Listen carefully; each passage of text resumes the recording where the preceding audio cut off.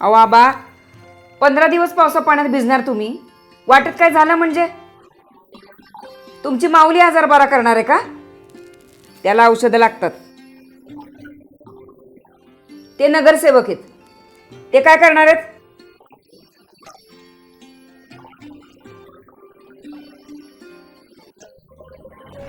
आता वेळ आहे प्रभागातील प्रत्येक नागरिकाची. अशोक भाऊंना मतरूपी आपण आशीर्वाद देऊया.